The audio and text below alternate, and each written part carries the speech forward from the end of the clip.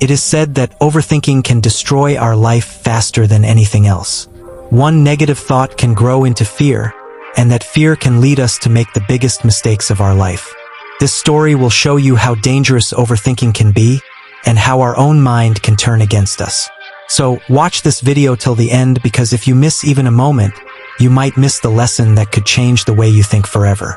One night, a king had a strange and terrifying dream. In his dream, he saw a dark shadow standing in front of him.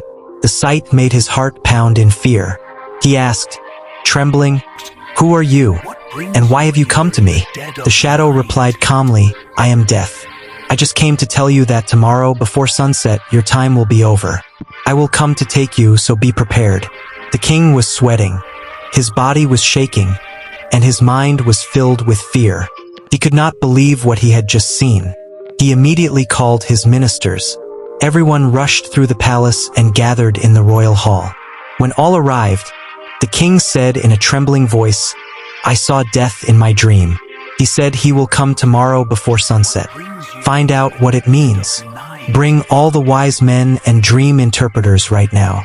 Soon, many scholars, astrologers, and dream readers filled the hall. They brought their ancient books and started debating with each other. One said, "This dream is a warning." Another said, "Death can never appear in dreams." The third shouted, "It is just a nightmare. No need to be afraid." The fourth said, "Maybe our enemy country will attack us today." The fifth said, "Or maybe an earthquake will come and destroy this palace today." They kept arguing endlessly, each one trying to prove his own logic. The king, sitting on his throne, grew more and more anxious. Time was passing quickly, and still there was no clear answer. Just then, an old man who had served the king for many years came close and whispered softly, "Your Majesty, don't be foolish and waste your time listening to these people. They will keep arguing until sunset, and then you will have no time to escape. If Death has truly given you a warning, don't try to ignore it. Take your fastest chores and escape from the palace. Go as far away as you can before sunset. Maybe then you can save your life.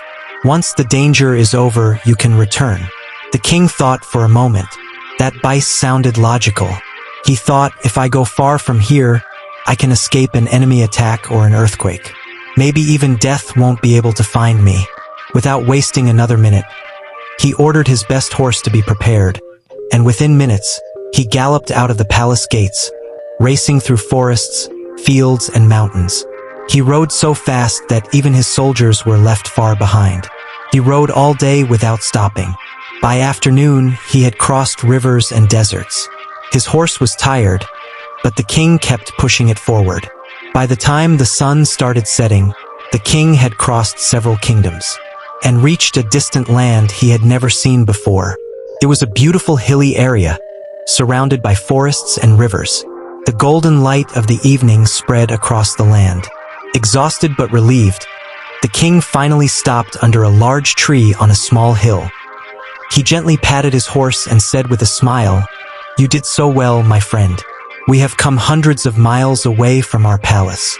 Death can never find us here." Saying this, he sat under the tree to rest. But just as he sat down, he suddenly felt a chill in the air, like someone was standing behind him. Slowly, he turned around, and his heart almost stopped.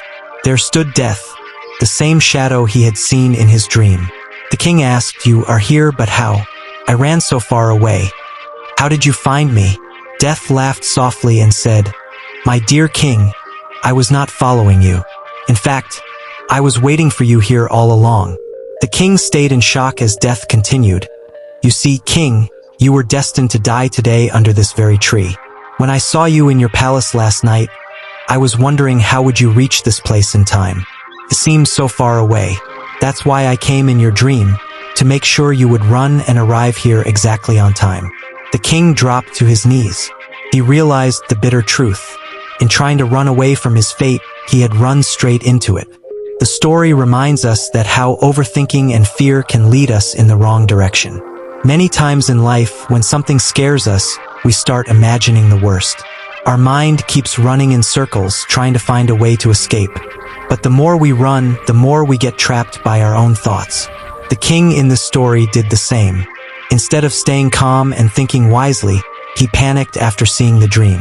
He tried to run away from what he feared, but in the end, he reached exactly where his fear led him. This happens to many of us too. We run away from our problems, from people, or from situations we don't want to face. But somehow, they follow us until we learn to face them. Overthinking makes small things look bigger, takes away our peace and fills us with fear. When we stay calm and face life with patience, solutions appear on their own. Running away never solves anything, it only makes things worse. So, don't let fear or overthinking control your life. Face your challenges with a clear mind. Sometimes what we fear the most is not as big as we imagine. It is just our thoughts making it so. The moment you face it with courage, the fear disappears, and life starts flowing again with peace and strength.